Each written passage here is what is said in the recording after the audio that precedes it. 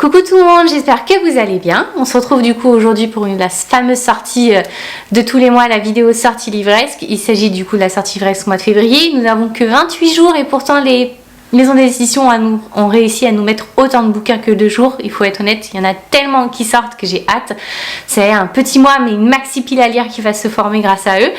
Donc voilà, il y a des belles suites de sagas, honnêtement. Il y a des nouveautés et je me suis mis un peu aussi de romance puisque c'est février, le mois de la Saint-Valentin, le mois de l'amour. Donc j'ai hâte, je me suis réservé 2-3 pépites que je vais vous montrer. Donc voilà, j'espère que ça va vous plaire autant qu'à moi et puis c'est parti! Alors c'est parti, du coup on commence avec le 1er février, nous avons un Dark Inheritance qui sort, qui nous promet une histoire un peu de société secrète, ça a l'air d'être un peu Dark Academia, donc je vous lis le résumé. Dans 30 jours je serai mort. Félix H avait 3 frères aînés, tous les 3 sont morts le même jour de leurs 18 ans, dans d'horribles accidents. Félix est certain d'une seule chose, dans un mois il aura 18 ans, à son tour il connaîtra le même sort. Car il en est persuadé, il pèse sur sa famille une terrible malédiction qui empêche quiconque d'hériter de l'immense fortune de son père. Félix est bien décidé à découvrir comment la briser, si ce n'est pour lui, en tout cas pour sauver son petit frère Nick. Sa quête le mènera au tréfonds de New York, de l'ère du jazz aux landes lointaines du Yorkshire. Derrière tous ces mystères se cache une implacable société secrète qui ne pourrait que précipiter sa perte ou lui donner son unique chance de rédemption.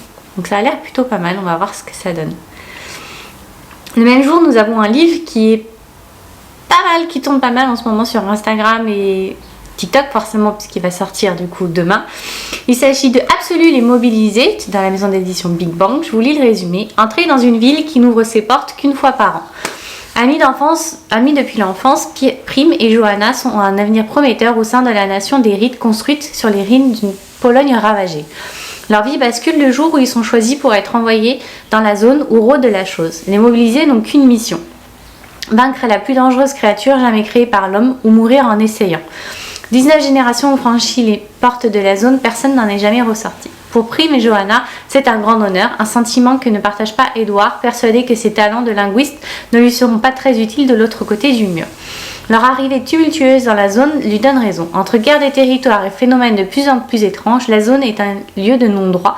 À l'intérieur de ces murs, le monstre n'est peut-être pas celui que l'on croit. La couverture est pas mal, honnêtement. Voilà, on va voir ce que ça donne. Je fais toujours attention quand c'est genre très pouf dit à tout va sur un TikTok ou autre, mais en tout cas il a l'air plutôt pas mal, donc on va voir ce que ça donne. Le 1er février, c'est un livre du coup que je choisis puisque c'est un livre d'amour. Il s'agit Le monde entier est une possibilité de la maison Hauteville. La couverture appelle en tout cas au voyage. Elle est très belle, je l'adore. Alors qu'elle pensait avoir définitivement fermé la porte de son cœur, c'est l'embouteillage. Entre Christophe et Léo, elle ne sait plus où donner de la tête. En revanche, son cœur le sait très bien. Mais Léo n'étant pas la personne que l'on croit, les choses sont-elles possibles?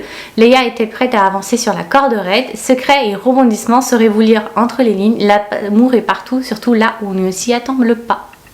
Voilà, c'est juste un roman d'amour, on va voir ce que ça donne. En tout cas, j'aime. Voilà, c'est on va dire le mois qui fait que... Voilà. Le même jour, je vous dis, ça commence fort. Petit mois, mais alors maxi pile à lire. Le premier, du coup, pareil, chez Hugo Roman, nous avons la saga d'Oren, le tome 1 Guilde qui sort. Donc c'est une réécriture, on va dire, du roi Midas. Donc je vous lis le résumé. L'or, plancher d'or, mur d'or, vêtements d'or, meubles d'or. À Igbale, dans les châteaux construits au cœur des montagnes gelées, tout est fait d'or, même moi. À 18 ans, Oren a échappé au sombre destin en étant recueillie par le roi Midas qui transforme tout ce qu'il touche en or. Depuis 10 ans, elle se sent choyée, protégée des dangers à l'intérieur de sa cage dorée. Et surtout, elle voue au roi Midas un amour sans limite. Jusqu'à ce que la guerre menace le royaume d'Igbale, pour s'assurer la victoire, Midas décide de passer un accord aux dépens d'Oren. Soudain, les certitudes d'Oren volent en éclats. Sa confiance est brisée, son amour est remis en question, et surtout ce qu'elle pensait savoir sur Midas se révélait faux. À voir ce que ça donne, puisque la dernière réécriture chez Hugo Roman, du coup, c'est Hadès et Perséphone. J'ai suis mitigée sur cette saga-là, donc on va voir ce que cette saga sur le roi Midas donne du coup. Le même jour, chez Pygmalion, nous avons La Lune Tueuse. La couverture en tout cas est juste sublime, elle donne énormément envie. Franchement, elle m'a sauté aux yeux dès que je l'ai vue. Dans l'ancienne cité de Kujaré, la paix est la seule loi. Sur les toits, parmi les ombres et des rues pavées, attendant les collecteurs, gardiens de cette paix. Serviteurs de la déesse des rêves, leur devoir est de récolter la magie de l'esprit endormi et de l'utiliser pour guérir, apaiser ou tuer ceux qui sont jugés corrompus. Mais lorsqu'une conspiration éclate au sein du temple, Eru, la plus célèbre des collecteurs, doit remettre en question tout ce qu'il sait. Choisira-t-il de protéger la femme qu'il est chargé de tuer ou regardera-t-il la ville être dévorée par la guerre et la magie? Honnêtement, ça a l'air plutôt pas mal. Ça nous promet en tout cas une belle histoire. Donc j'ai hâte de voir parce que c'est un univers qui a l'air un peu neuf. Donc on va voir ce que ça donne. Le 2 février, nous avons la suite et la fin d'une saga. Ici, il s'agit de Inheritance Game, le tome 3 de Final Gambit. Nous allons enfin savoir peut-être le pourquoi du comment. Donc, survivre encore quelques semaines dans le manoir des Hawthorne, et c'est ce que Avery devra faire si elle veut hériter de la fortune qui lui a été léguée. Mais chacun de ses mouvements est épié par une horde de paparazzi, et la tension à cause de l'argent en jeu ne fait que monter. Le danger est partout, et tout à fait présent dans la vie de Avery. La jeune fille ne peut compter que sur les frères Danforth, puisque leurs vies sont entremêlées maintenant qu'elle connaît leurs secrets et qu'ils connaissent le sien. Alors qu'Avery est sur le point de devenir l'adolescente la plus riche du monde, les problèmes arrivent sous la forme d'un mystérieux visiteur qui requiert son aide. La présence de cet étranger pourrait bien tout changer car la jeune fille et les deux frères se rendent vite compte que cette personne est la dernière pièce du puzzle à résoudre, mais parviendront-ils à vaincre ce puissant joueur inconnu? Franchement, j'ai hâte de voir ce que ça donne parce que c'est la fin, vous voyez, c'est genre la fin d'une saga, on va peut-être avoir toutes les réponses enfin, donc j'ai juste hâte. Le même jour, nous avons Monster of Verity, le tome 2 de Our Dark Duet, qui est juste parfait. Franchement, Lumen nous a fait une très très belle surprise avec cette saga-là. Monstre, petit et grand, ils te dévoreront vivant. Kate Harker est une jeune fille qui n'a pas peur de monstres. Mieux, elle les chasse et elle est douée pour ça. Auguste Flynn, lui, est un monstre qui ne pourra jamais être humain, peu importe à quel point il en rêve. Il fera tout ce qu'il doit faire, quel qu'en soit le prix, car près de 6 mois après la première rencontre entre les deux jeunes gens, la guerre fait rage et les ténèbres semblent gagner du terrain. À Verity, Auguste est devenu le leader qu'il n'a jamais souhaité être, et à Prosperity, Kate est devenue la chasseuse impitoyable qu'elle savait pouvoir être. Mais lorsqu'un nouvel ennemi surgit de l'ombre, une créature qui se nourrit du chaos et fait ressortir les démons intérieurs de ses victimes, il pousse la jeune fille à retourner chez elle. Une fois dans la capitale, elle doit faire face à un monstre qu'elle pensait avoir tué, à un garçon qu'elle pensait connaître et à l'un de ses propres cauchemars.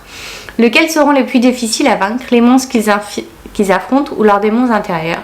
Mensonges et dissimulation, dilemmes moraux et d'une grande cruauté, système magique fascinant fondé sur la magie. Franchement, j'ai hâte. C'est juste... Voilà, déjà c'est Victoria Schwab, donc ça ne peut être que juste trop bien.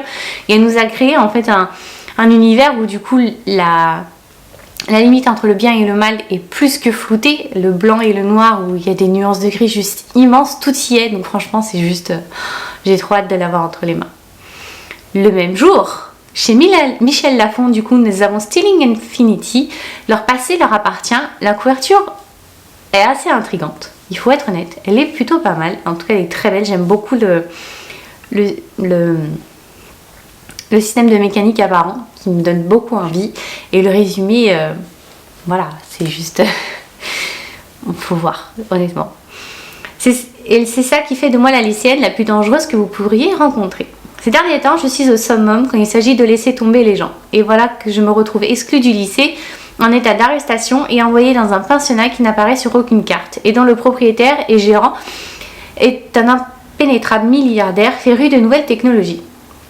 L'Académie Grey Wolf est à la recherche d'un certain type d'étudiants, ceux qui ne manqueront à personne comme moi. Et il y a Braxton, ce beau jeune homme anachronique qui semble être apparu pile au bon moment où les choses se sont mises à mal tourner. Il est une énigme pour moi, je ne peux donc pas lui faire confiance, même s'il dégage quelque chose qui m'en donne envie. Ils me disent tous que j'ai un don très rare, et que l'Académie m'aidera à l'exploiter, à l'apprivoiser, et si ce qu'il disent est vrai, alors j'aurai tout mon temps pour le faire. Franchement, ça a l'air d'être un beau Dark Academia, donc j'ai hâte. Franchement, j'ai plus que hâte. Le même jour, nous avons De Lune en Lune chez Scrineo qui sort. La couverture est assez intrigante. Franchement, elle me donne énormément envie. Toutes ces couleurs pastel qui sont un peu, vous voyez, comme si ça avait été fait en fait au sable et que du coup la fin on avait, vous voyez, effacé pour que ça fasse. Franchement, elle est juste magnifique. Et si vous aviez le pouvoir de remonter le temps et d'en changer le cours? Une aventure unique dans un monde sauvage et inquiétant. Des couloirs du temple de l'unique au cœur de châteaux en ruine, en passant par un Paris souterrain, découvrez un monde où le passé, le présent et le futur s'entremêlent. Depuis la fracture, il y a 200 ans, les humains vivent retranchés au cœur de forteresses qui les protègent des bêtes sauvages. Pour Pomme et Yael, l'avenir s'annonce tout tracé. Leur magie leur garantit une vie privilégiée au temple de l'unique. Grâce au pouvoir qu'elles partagent, elles peuvent se transporter d'un endroit à l'autre en un instant. Mais un jour, les jeunes filles bravent l'interdit. Elles remontent le temps quelques heures. Pomme est alors jetée en prison, tandis que Yael est abandonnée dans le monde sauvage à la merci des bêtes géantes qui règnent sur les terres ravagées de la fracture. Par chance, elle croise le chemin de Bintou, une femme étrange qui semble en savoir plus qu'elle ne laisse en paraître. Et si elle pouvait l'aider à délivrer Pomme, c'est le début d'une grande aventure dans un monde sauvage au milieu de machinations des dieux dont les enjeux dépassent les deux jeunes filles. Trouveront-elles leur chemin au-delà de ce qu'on a décidé pour elles? Franchement, il a l'air plutôt pas mal. J'ai hâte. Le 8 février, nous avons une sortie qui a été repoussée parce qu'elle devait sortir normalement le mois dernier. Il s'agit de Sirem, l'oiseau maudit chez Rajo. Depuis la fin des guerres des astres, Sirem travaille avec son père adoptif Siri dans une bibliothèque de la cité d'Afra. Quand Siri est victime d'un attentat, Sirem doit affronter les fantômes de son passé et le pouvoir autoritaire des veilleurs. Adorateur du soleil, ensoleillée, elle pactise avec le Tanit, une femme transformée au faucon par un sortilège.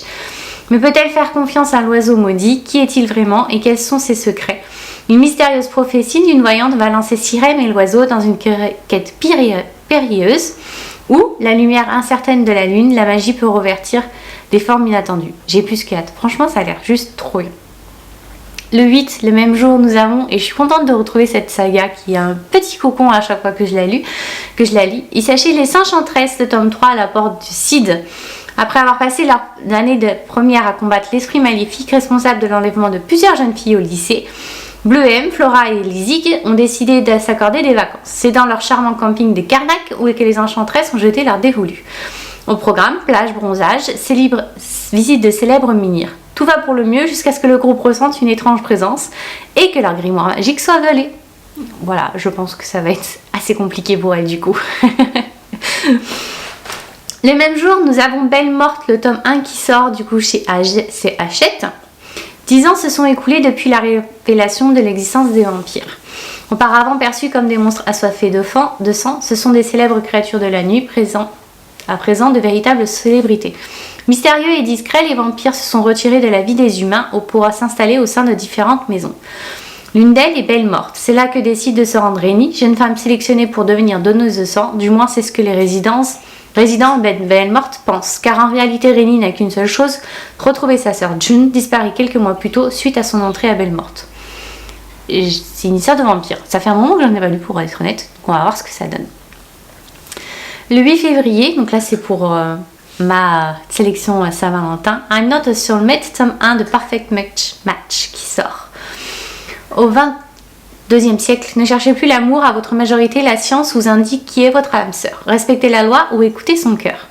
98,8%. Elliot peine encore à y croire, mais le résultat de son test de comptabilité est sans appel. L'État américain vient de décréter scientifiquement qu'Isaac Meka est son âme sœur la plus pure.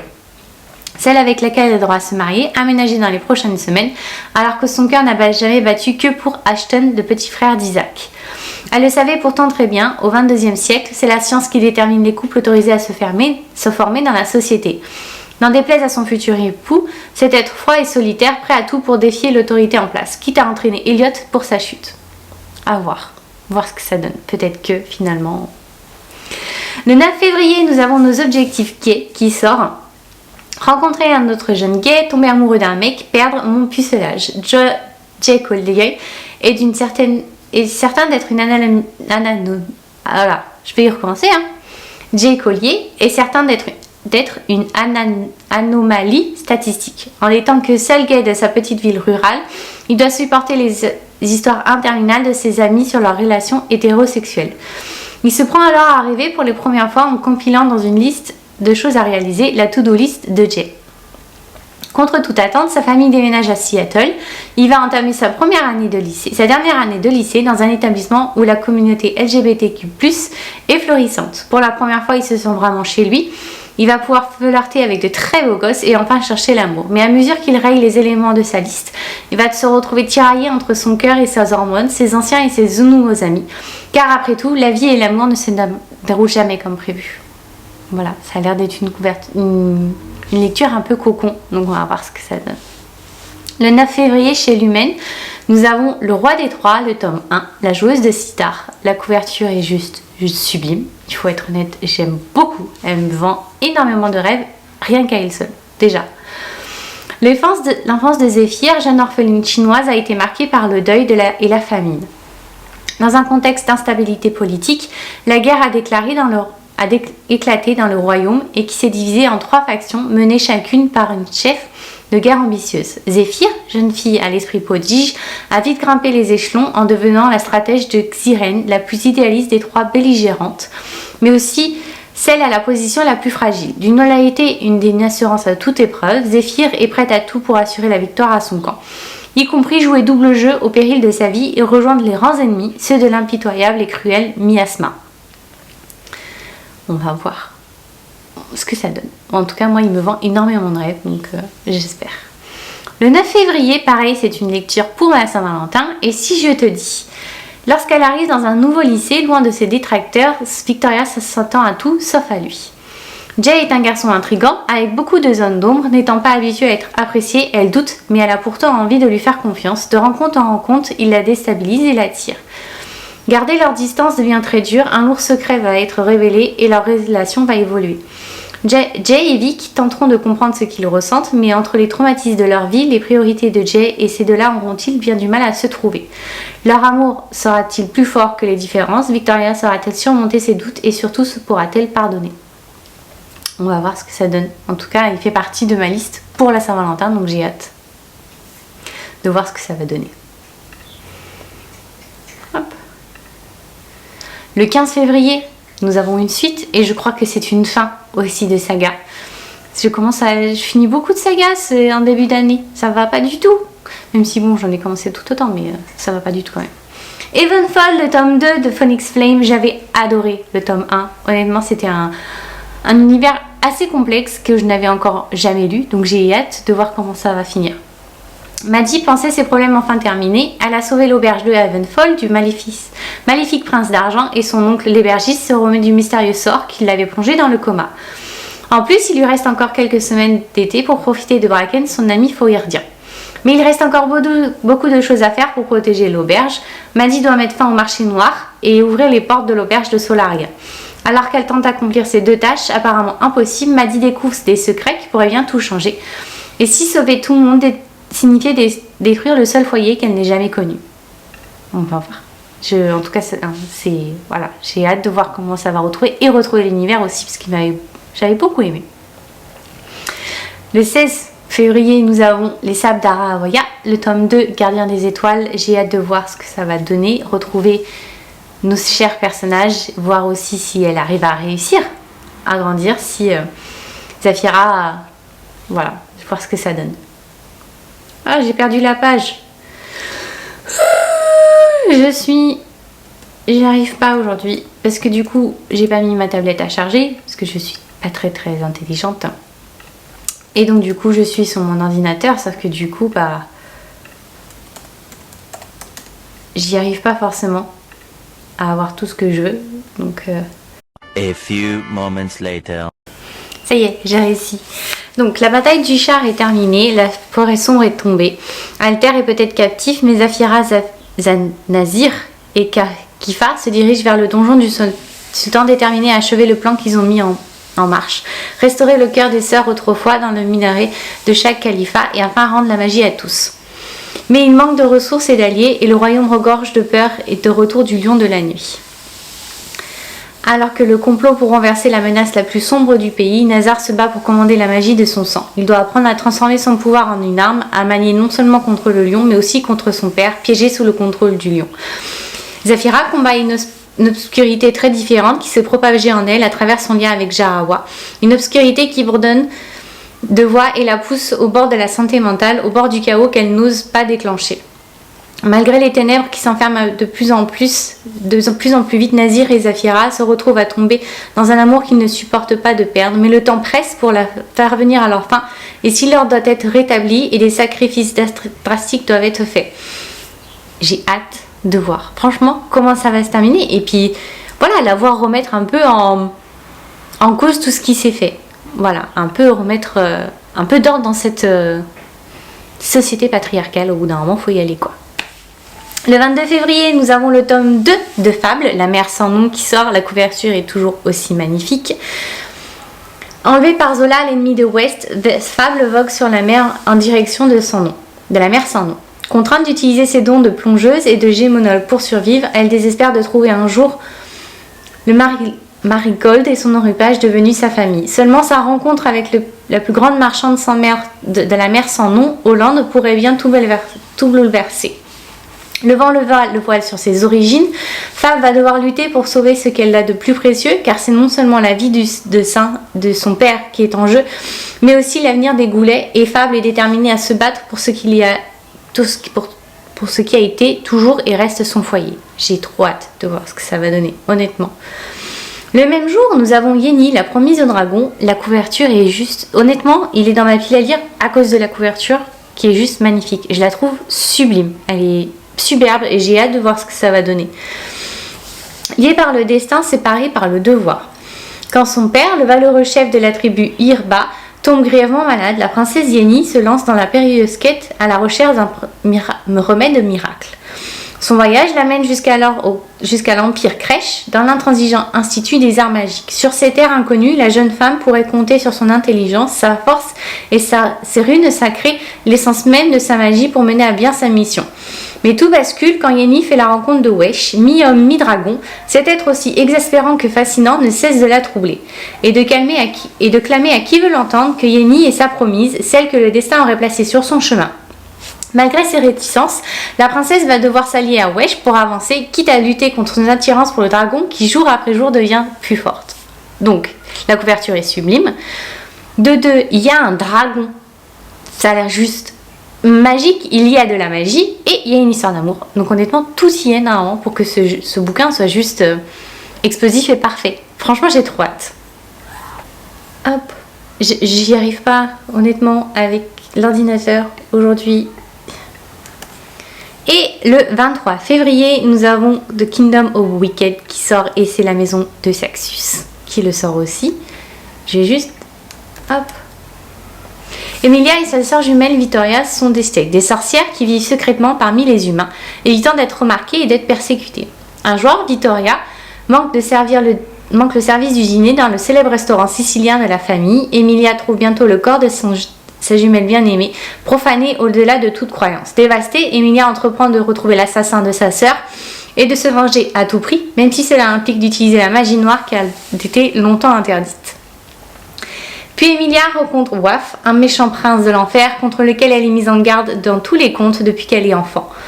Brad prétend être du côté d'Emilia, chargé de son maître pour résoudre la série de meurtres des femmes sur l'île, mais quand il s'agit de méchants, rien ne semble comme il semble. J'ai hâte. Honnêtement, en plus, ça a l'air d'être un méchant, pas si méchant que ça, vous voyez, ou quand on va avoir, à mon avis, quand on va savoir le pourquoi du comment, il y a de grandes chances qu'on ne puisse plus le détester.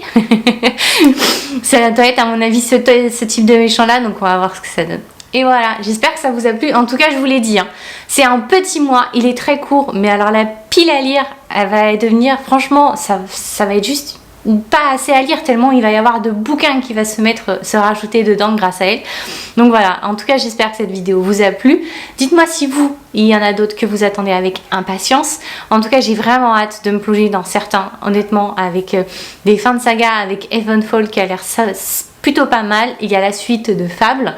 Il y a franchement il y en a tellement que j'ai fait mes précommandes, pour être honnête, pour une bonne partie d'entre eux. Ouais, la FNAC est en train de devenir très riche grâce à moi. Mais ouais, j'ai vraiment hâte d'en tenir certains entre mes mains parce que ça a l'air juste trop bien. Et j'espère ne pas être trop déçue quand même par certains. Donc voilà. N'hésitez pas à me dire si il y en a que vous attendez avec impatience. En tout cas, on se retrouve du coup très vite lundi prochain pour une prochaine vidéo. Et puis bon lundi. Et je vous souhaite à tous et tous une très bonne semaine. Bye bye.